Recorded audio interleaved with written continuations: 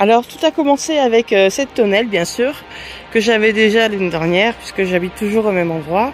Donc j'ai réinstallé un polystyrène au-dessus pour bloquer l'entonnoir parce qu'il arrêtait pas de s'envoler. Donc la cuve elle se remplissait au total pas beaucoup. J'ai pu mettre des fraises. On a récupéré pas mal de fraises avec mon copain cette année et j'ai pu récupérer 20 plants de fraises. Bon, elles se sont bien réinstallées, elles sont pas morues, mais par contre pas très productives. J'ai vu des fleurs, j'ai vu quelques...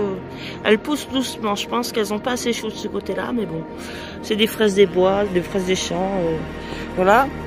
Donc selon un tuto chinois, j'ai installé un système où j'ai mis donc une cuve d'arrosage au milieu et il y avait des trous donc sur les pots, donc j'ai pu mettre des pailles, j'en ai eu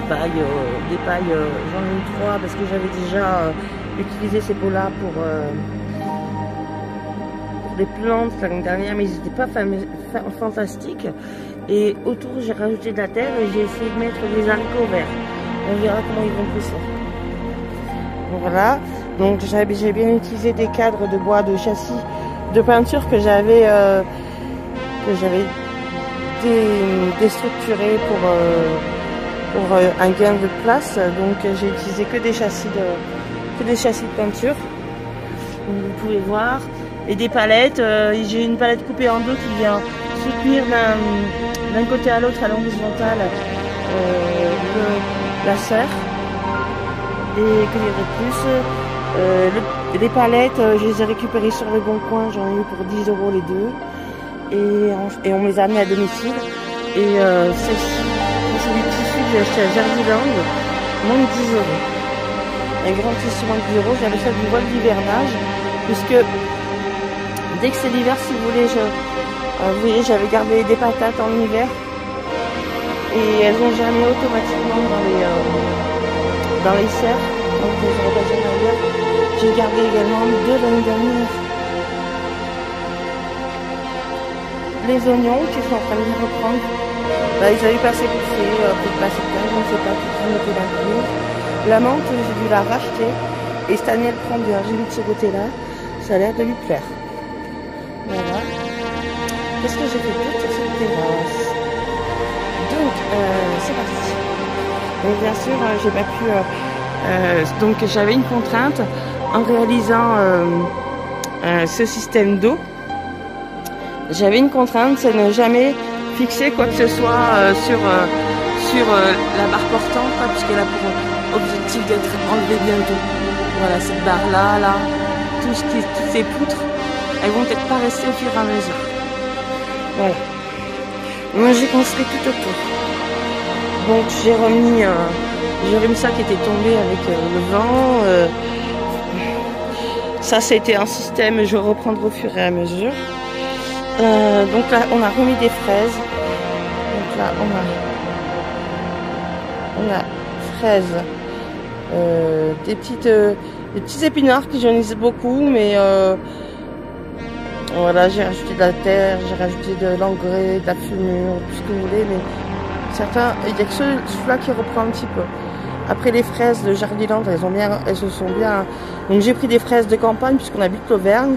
Les gariguettes sont pas assez productives, elles sont pas assez grosses, elles ont beau être sucrées, ça ne rapporte pas. Et surtout j'ai complètement évité les sacs rouges de culture de fraises, puisque à l'intérieur mes fraises ne grandissent pas. Et j'avais mis des épinards également qui ne grandissaient pas et qui jaunissaient. Donc c'est pas une bonne idée, les sacs de culture, je les ai enlevés et j'ai tout mis dans cette palette. J'ai mis également les courgettes qui reprennent bien, et un pied de tomates cerises, puisqu'il y avait que les tomates cerises qui avaient rapporté l'année dernière sur cette terrasse, donc j'ai mis des tomates cerises. Voilà.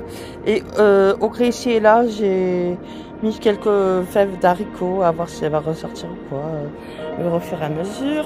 Donc là, pareil, construction du truc, rien qu'avec du bois de récup, de la serre, rien qu'avec du bois de récup, du bois de châssis, des vis à bois d'action, Après, j'ai une vieille perceuse visseuse sans fil que j'avais acheté, je crois, il y a plus d'une dizaine d'années de ça. Je l'avais prise à Lidl.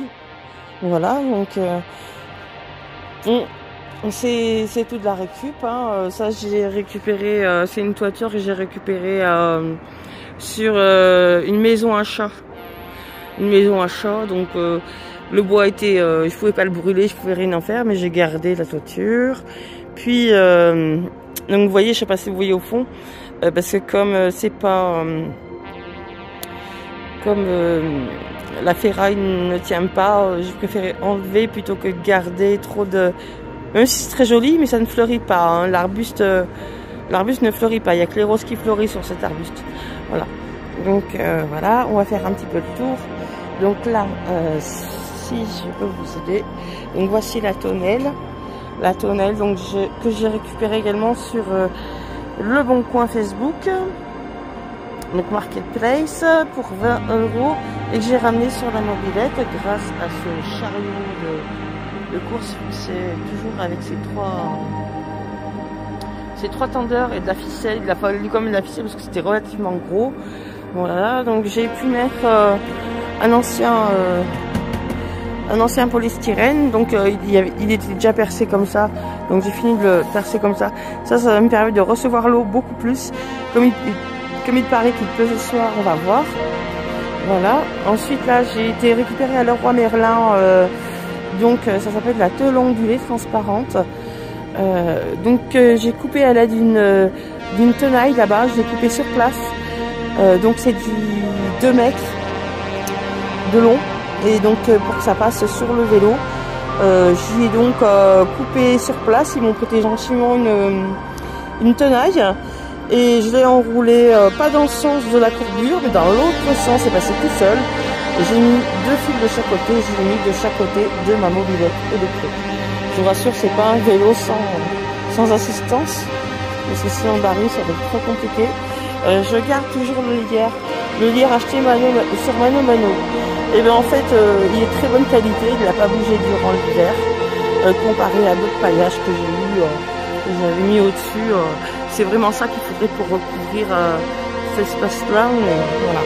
J'ose pas mettre du vrai lierre parce qu'on évite sur la maison de la propriétaire de mettre du vrai lierre.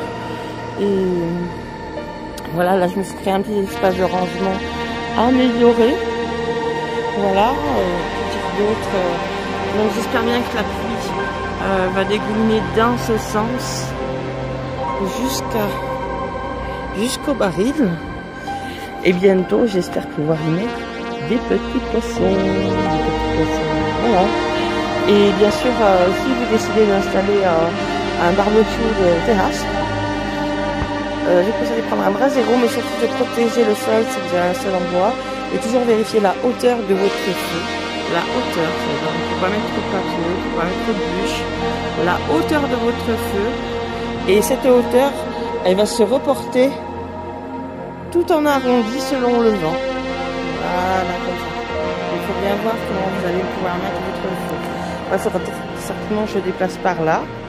Parce que j'ai rajouté les barils, j'ai rajouté du voilage d'hiver qui prend très rapidement. Donc j'ai pas envie non plus de feu.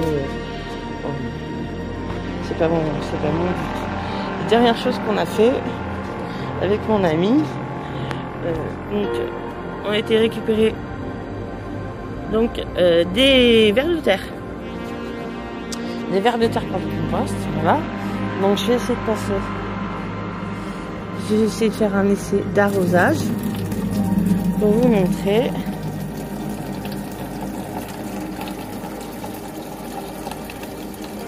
Je vais pas en mettre beaucoup parce que ce soir ça repleut. Ce soir ça repleut, c'est juste pour faire un test avec vous. Un test grandeur réelle. Alors, par exemple, si je décide. Et là, normalement, ça devrait sortir. Voilà. Et là, ça fait une espèce de goutte à goutte, très intéressant. Par contre, faites attention sur vos épinards, pas de bromure direct, pas de déchets verts direct. Sinon, c'est pas bon. Voilà, donc je suis sûre que toute ma palette est arrosée l'été. Même si je suis absente. Je sais qu'il y a un petit goutte à goutte qui se fait, qui viendra arroser toute la palette. Voilà. Et là, c'est là que je voulais tester avec vous. Je vais essayer de pas tout me renverser.